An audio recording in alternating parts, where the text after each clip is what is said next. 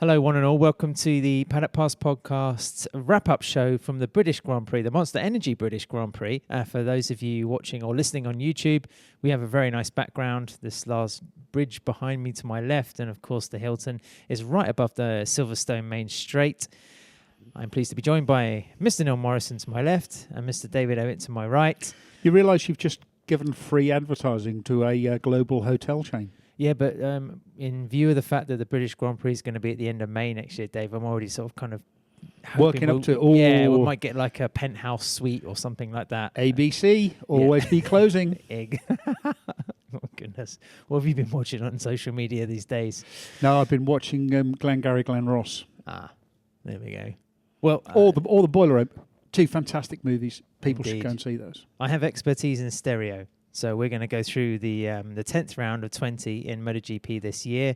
One, of course, Bagnaia Bastianini, his first victory of the season, ahead of Jorge Martin in second place and Pecco Bagnaia in third. A Ducati lockout, Neil, for the 7th consecutive Grand Prix, a record, Dave, I believe. Yes. In MotoGP history, at a day and a weekend where history was a pertinent theme. And of course, in the World Championship standings, I think Bastianini is now superseded Martin Marquez into third, less than 50 points behind the leader, and with only 3 points dividing Martin, who's now back in control over the world champion Pecco Bagnaia. First of all, guys, go straight into it. Neil, what was your moment actually first of this Grand Prix? Well, it being the British Grand Prix, and being a fairly rare occurrence for a British rider to excel on home soil. We've had it, I think, just 3 times that a British rider has won a home Grand Prix, not in the Isle of Man, prior to this weekend. I'm going to plump for Jake Dixon's last lap pass on Aaron Canet, which was good enough to win the Moto2 race. It was a great race, really thrilling. Last race of the day, so we were sort of talking to MotoGP riders while glancing up at the screen, so didn't see the whole thing. But from what I could see, Jake rode a really consummate, mature race. And yes, I know what you're going to say, Dave. Aaron Canet is allergic to winning races. But still, you have to say, Jake did a fine job. And what a difference a year makes. 1 year ago, he was in the gravel. He was copping a lot of flack for a bit of a misguided interview, let's say, on live television, which I think drew a lot of criticism. This year, he handled it like a total pro. And after, I think he was sat above the potty for a good deal of Wednesday and Thursday with some food poisoning. So, did well. Well, in fairness, Aaron Canet has redefined a men's accessory, in terms of not being able to win a Grand Prix, Neil. But, yeah, I mean, you're absolutely right. I mean, Jake Dixon, I think I wasn't the only one watching the duration of the race while it was taking place during the MotoGP press conference as well, thinking, could this go wrong? Could this be a typical Jake Dixon British rider underdog story? But he came good. What was your thoughts? Fantastic ride by Dixon. As I said, I mean, the only, and it really is the tiniest caveat possible, is that Aaron Canet really loves to find ways of not winning. But Jake's, I mean, like that those last 2 laps by Dixon were just superb, absolutely masterful. And it was quite funny. I was just watching the press conference back, and it was quite funny seeing like nobody paying any attention to the actual press conference. The riders can all see the race. They've got a big screen in front of them. They can all see the race, so they're all watching the race. So that was quite funny. Yeah, the first British Grand Prix winner since 2015, and Danny Kent. I think it was also Dixon's 3rd career win, his first this season as well, and actually puts him a little bit back on the map after what was been a difficult campaign so far, getting used to the WB suspension, the CF Moto, the changes to Aspar as well, and there's rumours around him that he's going to be changing Moto2 teams again for 2025. But anyway, I digress. Dave, your moment of the Grand Prix? My moment of the Grand Prix came yesterday during the sprint race when Pecco Bagnaia crashed out. Entirely through his own fault. He was pushing a little bit too hard, trying a little bit, taking a very slightly different line, and he threw away a bunch of points. He was helped, of course, by Jorge Martin only finishing second behind Enea Bastianini. In fact, he had a big help from Enea Bastianini in both races this weekend, because Bastianini helped take points from Jorge Martin, which reduced the amount by which Martin was able to close and then overtake Bagnaia in the championship. So that was pivotal. He refound himself on Sunday. He rebuilt himself. He settled for third, even though he was giving away more points. It was an interesting moment, a pivotal moment. But the way that he rebounded from that as well, I think really speaks of where Bagnaia is at the moment. I think it was his third faux pas in sprints this year, or certainly in races. Third and 6. Yes. Wow. Okay. So, I mean, like you say, Bagnaia is giving away points, something that he wanted to eradicate for 2024, and it's not quite going to plan in that respect. But I mean, if you're going to throw points away, you might as well throw it away in the sprint. In the sprint, where there's half the points which are available on the race on Sunday. I realised earlier as well that Bagnaia was present here just a month ago for the Monster Energy Track Day of Legends, and Bastianini was not. And it goes to show, even if you get laps on any kind of motorcycle on the track, it's no warm-up whatsoever. MotoGP bikes are so different that you gain... I mean, we come to these tracks. The riders know these tracks, I won't quite say like the back of their hand. They know them so well. They've ridden so many laps around here that they don't really gain any advantage by riding around on something different. And the MotoGP bikes are such extreme... machines that a Panigale V4 is just not going to be. It's not going to cut the mustard. What was your moment of the weekend, Dad? I'm going to go even further back into the event. I just think the unveiling of the liveries. I think this is something we can talk about a bit more on the weekly podcast. But I just thought it achieved the effect that Dorna and the teams that put a lot of effort and expense into doing it wanted, and that was a big sort of spread on social media, a lot of talking about it. And just a lot of content, it seemed. Also, I mean, I really felt that it was a homage to the history of the sport as well. There were throwbacks. It gave people an opportunity to talk about the history of the sport, and also the upstairs or over that way, he said, pointing towards the end of the wing. The end of the wing, exactly. The display of all the bikes and stuff there, and also the display of like the history of onboard cameras and stuff. That was really, really good. I thought that was just excellent. You really got a sense of the history. Yeah, I think you can tell that you weren't commentating on the race, nor was I, Dave, and therefore it was great, because having to try and work out who was who going into the first corner, if you were calling that live on TV, would have been a tough one. But I think, I agree with you. I thought some were better than others. The better ones for me were the ones that celebrated a bit more deeply into the past, like the Honda's 1983 design and also the Aprilia's 94, 95, 250 design. Both absolutely spectacular, and two of my favourite looking bikes pretty much ever. So, to see those kind of brought back to life was, the livery was sensational. Yeah, also the livery confusion when Brad Binder's he had a problem with the clutch, and so he couldn't get off the line. And when he sort of stalled his bike, we were all sitting there going, "Who is that? It's a white bike." Oh no, no, it isn't a Trackhouse. Who is it? Like they went through about 12 different names. There were too many white bikes. My favourite was the HRC design, Neil, especially Drummer with the Randy Mamola helmet livery. I mean, it completed the whole look. There were, like you say, there were a few nods to individuals as well. I mean, Fausto Grassini, you also had Angel Nieto in terms of the Pramac boys. So I think HRC was the winner with a close second with Yamaha, but it had a bit too much black on for the white and the red effect that they were aiming for. And I love seeing Barry Sheen's RG500 in the gallery from 1984. Yeah. Brilliant, mate. Every day of the week. No, but it's too similar to what they already had. It's good, but it's just another black bike. It didn't really... No. And I think they should just... Sacrilege. They should have got Suzuki to roll up and do a Pepsi Suzuki or a Lucky Strike, because that would have probably filled a gap somewhere.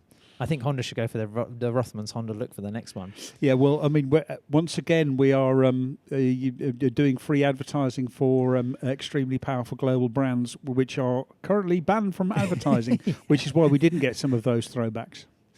Let's move straight on to our grades. How would we evaluate this particular Grand Prix, round 10 or 20 now? I mean, out of 10, on the spot, I'd probably give it a 5. Seems quite harsh, because we did have two really good races. Moto3, Moto2 were great. MotoGP was decent. It was shaping up to be a pretty epic finale with Enea and Jorge Martin. Martin made a mistake on the penultimate lap, and Enea just cruised by, and then it wasn't really a fight after that. So I felt it was a little bit of a letdown towards the end of the main race. And just over the weekend, I felt the atmosphere was a bit flat. We had an attendance of 42,000 here today. 6,000 less than last year. Yeah, we came into the track this morning and drove pretty much straight in. Didn't have a real sense of occasion, despite the cool liveries and the 75th anniversary celebration. I don't know what it is about Silverstone in the middle of the summer. I mean, we've talked about this a lot, but fantastic racetrack, great racing, but great event too. I mean, like Silverstone really do put on a fantastic event. There's so much to do. Quite a few interesting celebrities here, a few live acts that were playing whenever we were leaving the track last night. But yeah, just something felt a little bit flat for me throughout the weekend, and I don't think it really befitted the sort of 75th anniversary celebrations that were here. Yeah, you'd have to imagine maybe Le Mans or Assen in terms of atmosphere would have ticked that box in terms of really making a big deal of it with the public attendance. But I agree with everything you said, Neil. I'll be a little bit more generous with the grade just for that, just because it was an occasion. And we, like Dave said, we're in a premium motorsport facility where everything is catered towards making a first-class event. You just needed the public to come and sit in the seats. You have a fantastic track, a very challenging track, and the ingredients are there. I just hope maybe on May the 24th and 25th in 2025, there might be a little bit more going on. So I don't know. We have to see. Yeah. Well, I'm going to give it a 7 out of 10 because I'm feeling generous. The Moto3 race started out rubbish, and then when the tyres started to go off, you started to see the class rise to the front. David Alonso, Colin Vire, Ivan Ortola, just elevated themselves above the rest and show why they are the best in the world. And it was good. It was good. It was a fascinating race.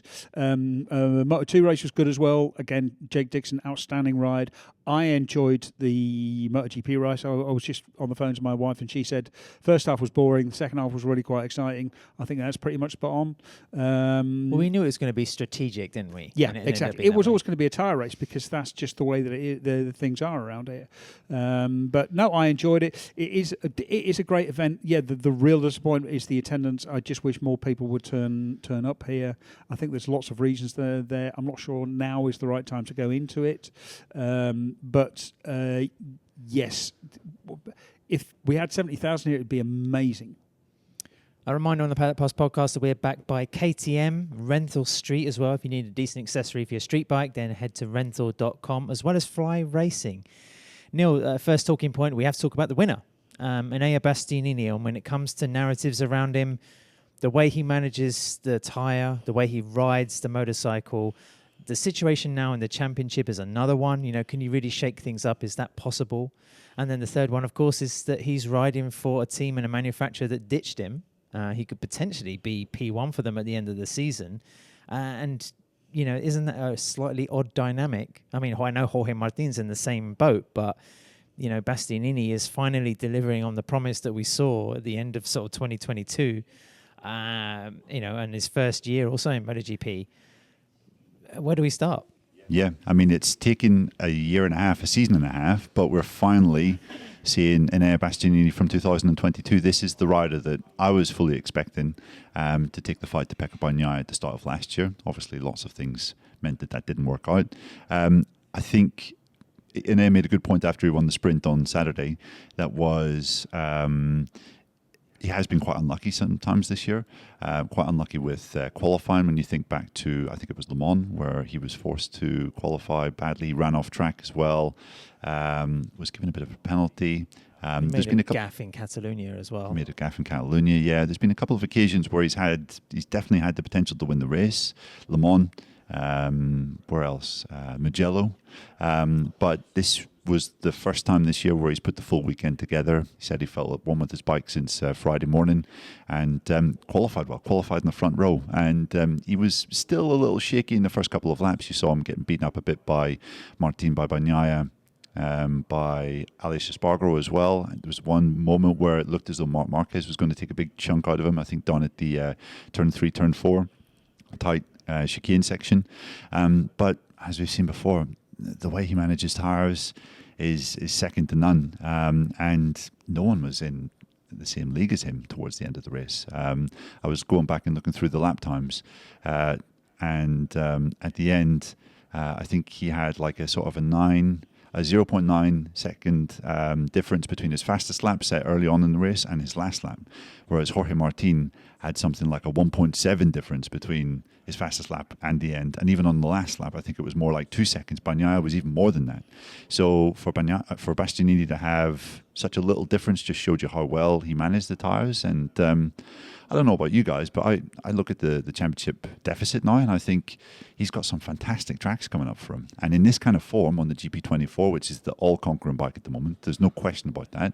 I see him as a genuine title threat. We always thought, Dave, that Bastianini was the ultimate satellite team rider. He wasn't really quite the fit for the profile or the demands of a factory team. He's relaxed. Maybe the situation over his contract and his future has helped somewhat in that respect. When it comes to the tyre side of it, though, and what he's actually doing, what's your view on it? Because we asked a couple of riders, didn't we? Aleix said he's sort of similar to Dani Pedrosa in the way that he kind of picks up the bike and he uses the natural sort of gyroscopic effect of the motorcycle just to nurse it. And then Marc Marquez said that his style is quite weird. And of course, as you get later in the race and you get less fuel in the tank, that's where it really comes to the fore.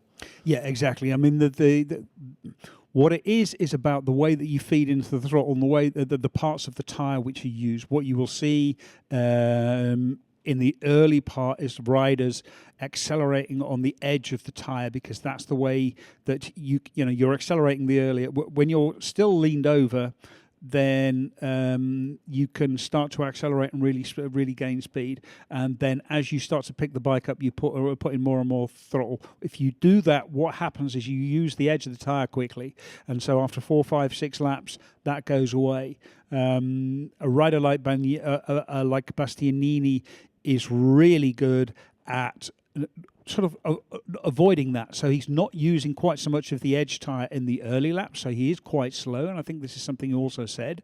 But it means he has a lot more of the edge left later in the race. He's picking the bike up a little bit earlier, getting on the gas a little bit more smoothly, a little bit harder, and it means he does lose out in the early parts.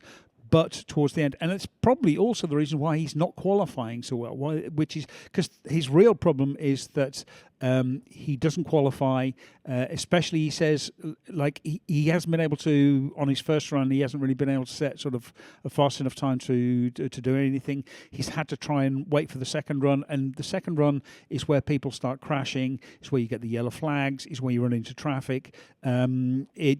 Everything is perfect to set a fast time, except for the fact that there are other riders around getting in your way. He didn't this time. This time he set it in his first run, and that was how he ended up on the front row. Yeah, there was just some moments in the race where his added speed over the others was just so apparent. I think there was a moment in the race where Bagnaia and Martin were edging clear of Aleix, who was third at that moment, and Bastianini, who looked as though he was a little bit trapped behind. Once Bastianini got through, I think there was like over a second of difference between himself and the leader. I think it was 1.2 seconds. And we pretty much saw him coming through the kind of Maggots-Beggots complex. And when he came out of that the next lap around, it was like, he's completely, he's half the advantage, the deficit to the leaders. And then again, on the final lap, I know Jorge Martin kind of gave up, but once he got through, it was just like, good night, Vienna. It's curtains. And just to see the kind of that visual superiority, I think is quite rare when the gaps between the top guys in MotoGP at the moment are so tight. I think the risk is because is he going to be a title contender? I'm not convinced, because he has a very specific skill set. So he excels at a track like this where tyre wear is important.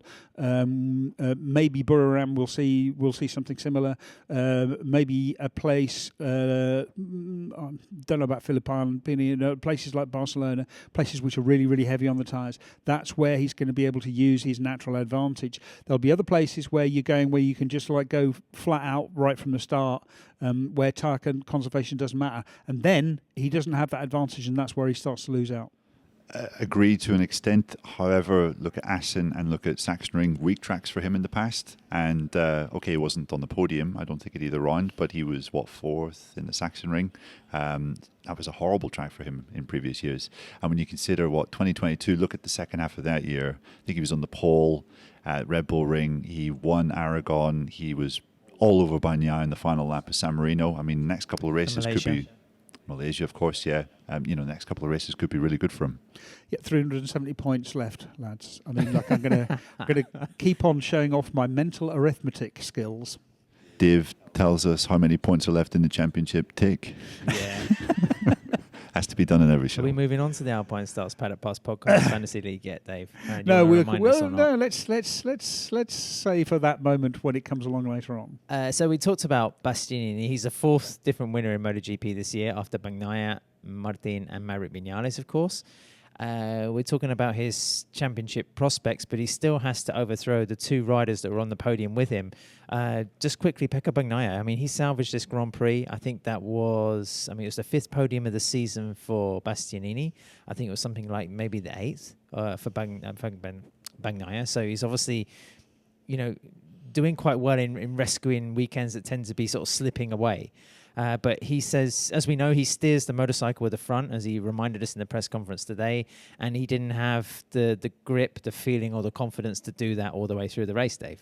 Because of the weather. I mean, like, I keep on coming back to this. The problem is that Michelin have to decide every tyre that is going to be used at every track in February. That means they have to take a stab at what the weather is going to be like.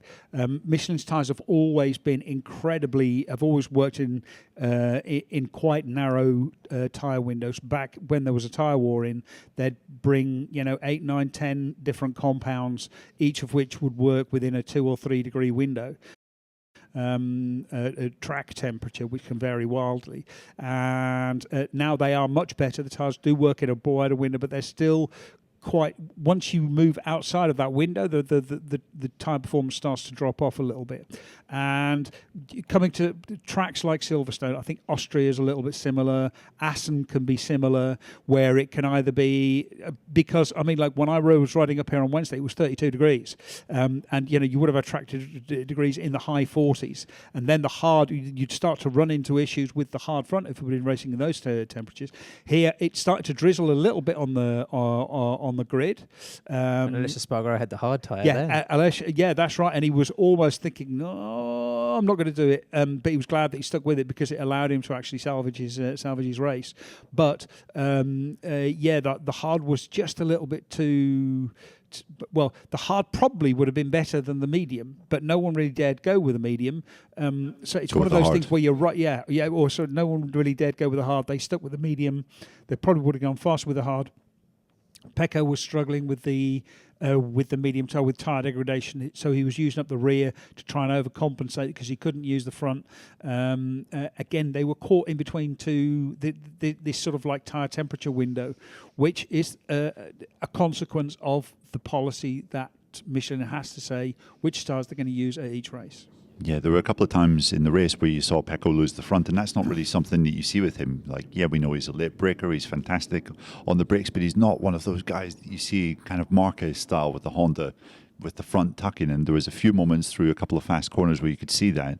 I think that spooked him, and at that point, it was pretty clear for him that the victory wasn't really going to be possible today. Bagnaia got back on the box. Martin is now top of the championship again. Which rider impressed you more today, Neil, in terms of the Spaniard or the Italian? Yeah, Martin. I think Martin's weekend as a whole was really quite impressive. He was definitely outshone by Bastianini. There's no doubt in that. But the response to the Sachsenring was impressive, and you have to kind of admire Jorge, because when he does get knocked down, he does come straight back again, which is an absolute requisite to be a championship challenger, to be a champion at the end of the day. Yeah, because he was going all the way through. Yesterday, today, saying the same thing. I'm not going to get down in the dumps at times like Sachsenring. I'm not going to be up in the clouds, places like this. When things go right, they go right. When they go wrong, they go wrong. But it's not about that. It's about the long. It's about the long run. It's still 10 races, still 370 points. But yeah, it's his. He has taken on a calmness an equanimity in emotion, staying very, very sort of stable and level, and thinking about, okay, the championship loss, it finishes in Valencia, and you can't get carried away with day-to-day results. Yeah, and he was. I liked his comment about the Sachsenring not being a disaster. It was actually, he said, I think we had a great weekend up until that point, and I showed fantastic potential. It was disappointing what happened, but he went away, studied what happened, and felt that with his team he came up with some kind of compromise to understand and to try and negate those kind of front end crashes that he was having, because the ones that he's had so far this year have all been fairly similar. So it was really strong. His pace at the end was amazing. Had it not been for Bastia, you would have been looking at Martin's race and saying, wow, that guy was on another planet. But a sort of steady weekend, mature, and he's got the championship lead back again. I think he's in this championship fight for the long haul. I'm liking the single-mindedness. I think there's very much a sense that he's out for himself this year, whereas before he was kind of like, maybe had one eye on his prospects. What do I do? How do I play this Ducati game? I mean, in the press conference, I think there was a question about, to all three riders, how do you feel about the Ducati situation and the achievement of the glut of recent results? And he kind of looked at Pecco, I think, and just said, "Go, you answer that. Yeah. You're the Ducati rider, you're the world champion. Both of us are out, so you crack on and give the feedback." Yeah, and it's obviously it's easier to focus on the big mistakes that he's made, crashing out of the lead at Jerez, Sachsenring, crashing out of a podium position in the sprint at Mugello. But he has scored 7 podiums in 10 feature races, 15 podiums in both sprints and feature races this year. That's championship form. Can I just say, I do think we are seeing an exceptional rivalry, an exceptional battle. We're seeing two riders who are pushing each other so hard. They're having to improve almost race by race, just because the challenge that they are posing to one another as rivals is higher. So they're having to get better and better, because every time Martin wins, Pecco realizes, okay, I've got to get better to beat him. So he makes a step, and then Martin makes a step, and it's a joy to watch. Yeah, and just really quickly, I think there was a moment where Matt Oxley, our colleague, spotted that Jorge was running, was it a little small wing on his brake deflector on the front wheel, right? Yeah, and Jorge was saying, he said, "Oh, is that new for this weekend?" He said, "No, we've been running it for the last 2 or 3 races." It was on the bike at Assen, I checked. At Assen, yeah, exactly. But Assen was after what happened at Mugello, where he obviously said that he was going to leave. So there are still some updates coming his way. Ducati are not saying like, "Oh, we're not giving any more updates to Jorge." So maybe that'll change when we get to the flyaways. But for the time being, that is a good sign.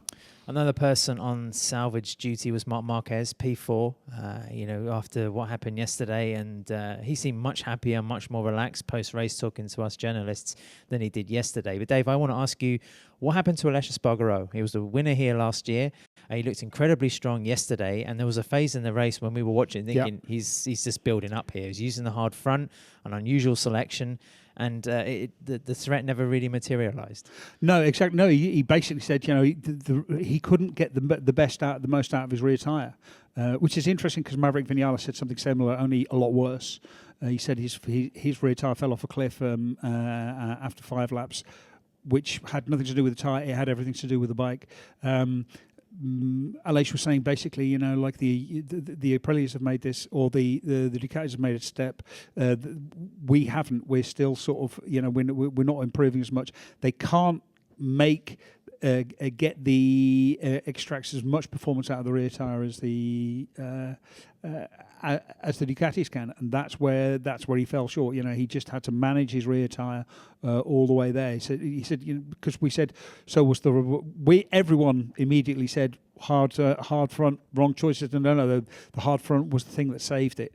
He was having to make up so much time in braking. He was focusing on braking because he didn't have the acceleration with the rear tire. Thoughts for poor Brad Binder? I mean, Neil, I thought your question to him almost like a implication of when it rains, it pours. You know, when it comes to KTM and just having any kind of good fortune at the moment. A clutch issue that he said, I think the bike was creeping while he was actually on the grid coming from the sighting lap.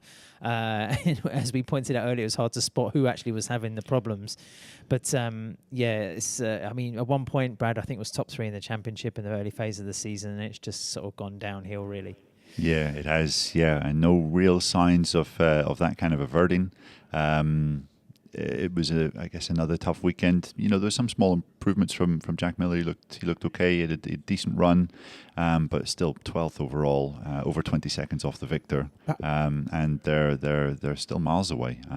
So it's a bad situation. Yeah, I mean, talking to Pedro Acosta after the race, and also I went down and had a bit of a chat with Paul Trevethan, Pedro's crew chief, and they both said the same thing. Look at the DNA of the KTM. The KTM was born from a stop and go circuit, if you like.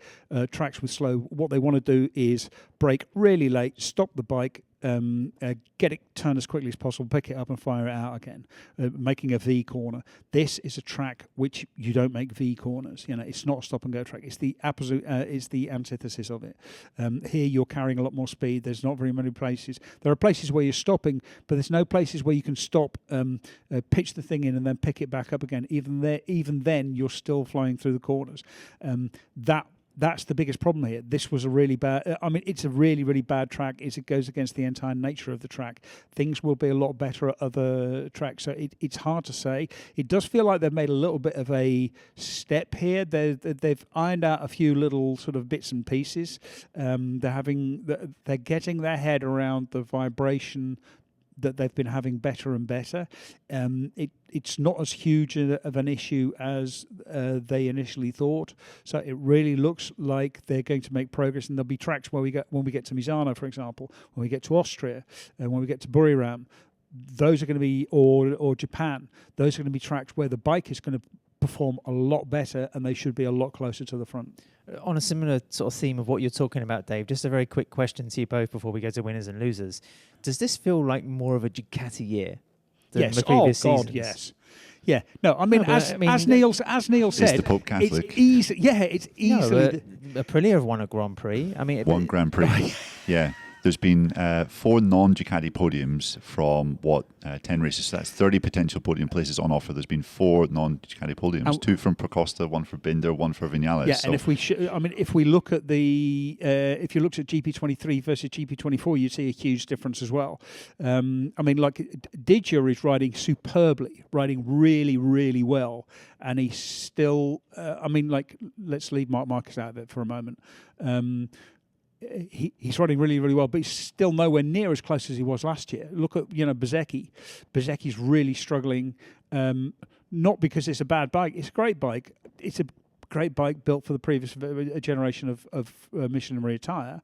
But the GP24 is a real step over the GP23. And I think pretty much everyone today said Ducati have made a huge, huge step between the GP23 and GP24, and that's what's making the difference. Yeah, we maybe didn't see it quite as starkly at the start of the year, but we're certainly seeing it now. And I think we've had the third all Ducati top 5 of the season. All 8 bikes were in the top 10. Probably would have been all 8 bikes in the top 9 had it not been for Franco Morbidelli incurring 2 long lap penalties for his first corner mishap in the sprint yesterday. So yeah, I mean, it's tough reading. I did ask Aleix Espargaro at the end of today, you know, was it demoralising seeing the lap times that both Bastianini and Martin were doing at the end of the race? And he said, yeah, completely, because it was, I mean, over a second faster than what I was capable of, and that is a huge margin around this track, which is supposed to be tailor-made for the Aprilia. And I think also, in terms of that, this is why, Marc Marquez looks as if he's giving up any hope of a championship, because he can see that the difference between the GP23 and GP24 is 2 or 3 tenths at every track.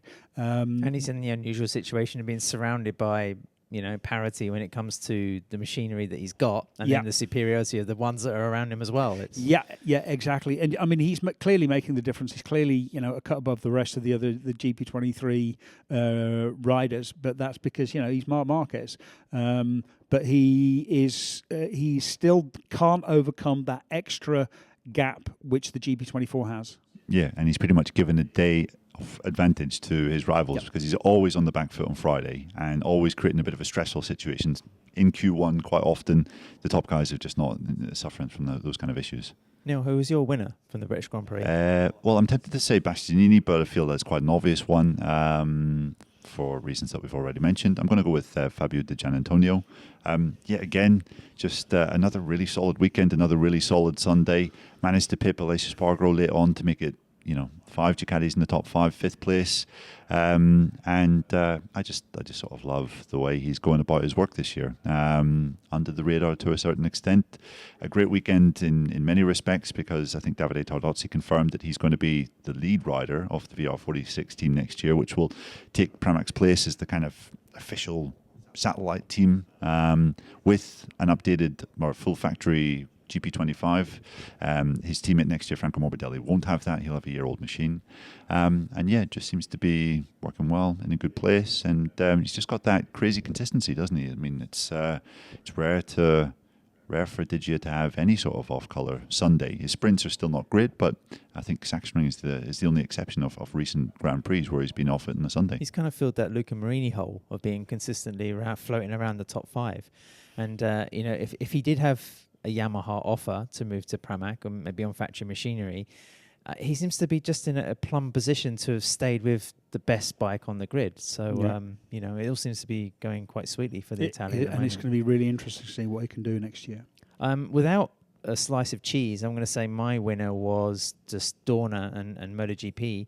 And my plea to the organisers and the promoters is to, it sounds so crappy, but to leverage the sport a bit more. Because you have... again, I've said this before on previous podcasts, but you have history, you have icons, you have amazing stories littering, almost 8 decades of this particular championship.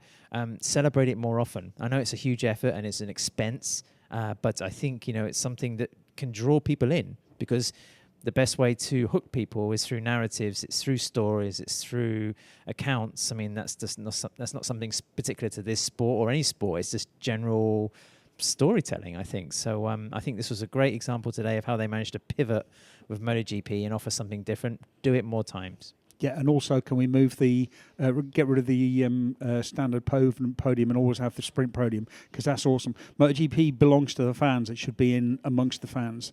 And I think the sprint podium is a really good way of giving it to the fans. Yeah, and can we have it the next time where it's not just the race bikes are running retro liveries? Can we have all the journalists dressed like Paul Espargaro was this weekend as a kind of Peaky Blinders parody? Suit. I'm going to confess that I've never seen Peaky Blinders. I mean, I'm sure it's terrific. I've heard it's terrific, but it's one of those modern, those pieces of popular culture which has entirely passed me by. Well, it's a solid effort. I mean, there's not many people that could sort of go Pull from it a tweed outfit and then straight back into race leathers to compete in the Red Bull Ring in 2 weeks' time.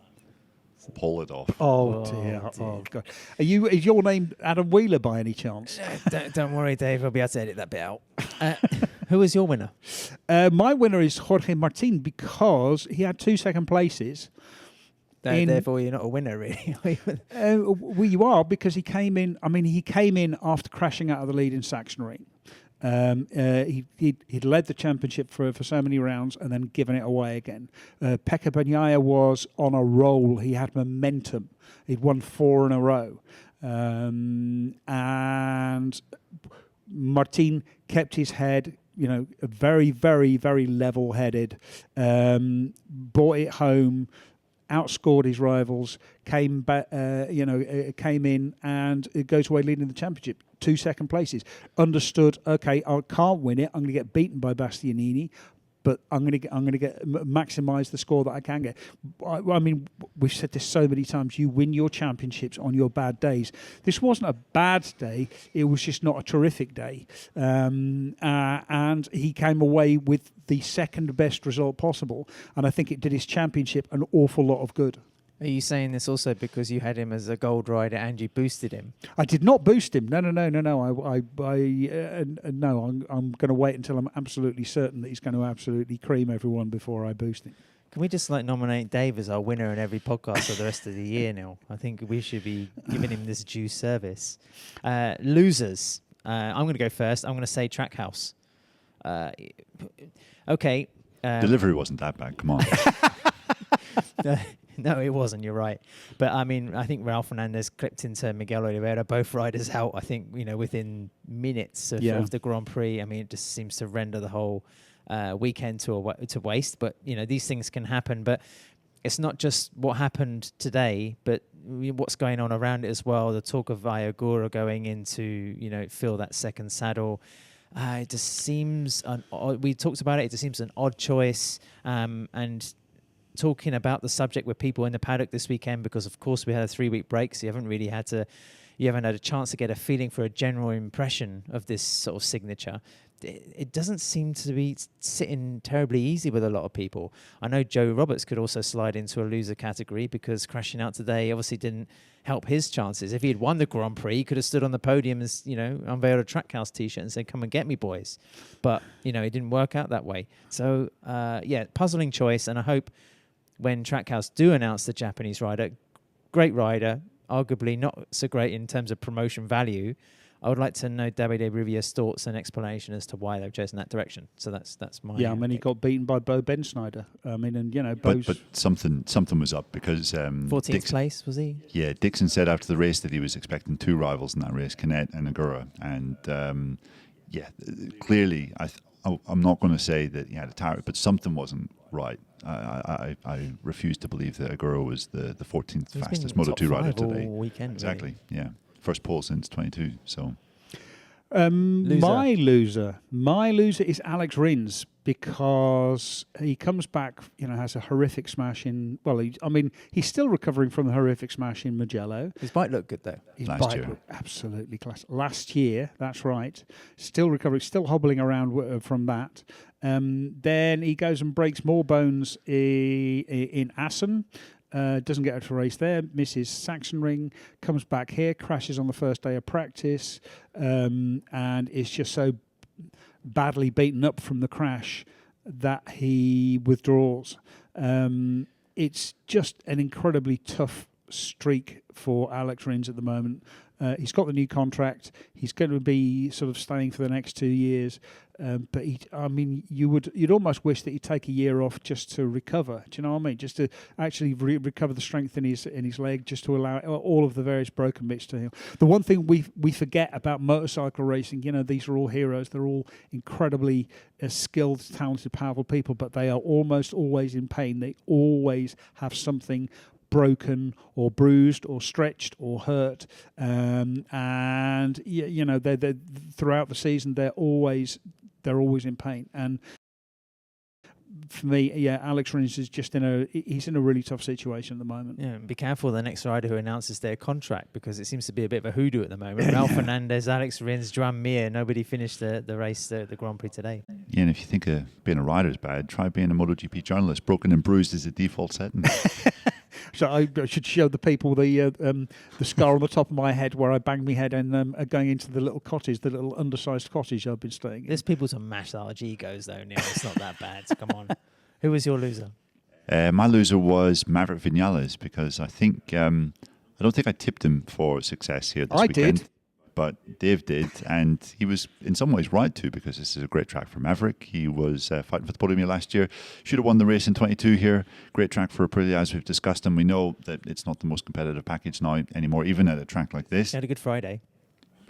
Right, of course. It was a very Maverick weekend. Of course he did, yeah. It's Maverick. Always is good on a Friday when there's no points for play. But just subdued. I mean, did we even talk about him on Saturday? No. Did we even talk about him or really even think about him today? Not really. Clearly had issues with rear grip, but he was comfortably beaten by Aleix Espargaro. And it was kind of one of those weekends like Barcelona where you came into the weekend thinking this should be great for him. And he was just completely anonymous. Puzzling, very puzzling. Well, you mentioned the word puzzle. I think Maverick's like one of these guys where you give him a Rubik's Cube and, I've got no idea how to do Rubik's Cube. I hate the things. But obviously the Aprilia is a similar thing. What you do is you pull the stickers off. Yeah, or throw it at the wall and then rebuild it. But, he said to us on Saturday he was having problems with acceleration, trying to work out why the traction control was kicking in so much. And for numerous Grand Prix now, he's just been trying to work out how to get the bike back to how he felt it in Austin, and it just hasn't been possible. So maybe that's part of the reason why he didn't want to ride it for another year or two. Quite possibly. I mean, the interior mental processes of riders are always an absolute mystery, but yeah, quite clearly. I mean, I genuinely got incredibly lucky because I was absolutely determined to have Maverick Vinales in my fantasy team, and there was just no way I could make do with it. So on Friday, I went, all right, I'll go for second best. I'll make do with Aleix and hope that he does something. And then Maverick has an absolute stinker, and Aleix had a pretty solid weekend. So I came up trumps. Yeah, in terms of the Alpine Stars Paddock Pass podcast fantasy team, check your scores in the next coming days. Let us know how you're getting on. Patreon as well. We hope people enjoyed the Paddock Note shows across the British Grand Prix. We'll be hoping to add some content over the next week, possibly before we get to Red Bull Ring for round 11 in Austria. Otherwise, send us some messages, send us some feedback. If you've got any questions, of course, for our midweek show, we'll hope to be recording this week. I've got the MXGP of Sweden to go to. I don't know what you boys are up to. Maybe a holiday. Sweden? Neil's in Edinburgh. Oh, she'll be in Sweden, yes. I'd really like to go to Sweden. I moved to Sweden when I was 6 weeks old, and I've never been. So I've never been back since I moved away again when I was about 14 months old. So I get excited every time I hear the words the name of the country mentioned. There we go. Anyone else been to Sweden? Let us know. Thanks for listening to our roundup from the British Grand Prix. We'll be back during the week. Thanks also to Fly Racing, Renthal Street, and to KTM. Bye for now.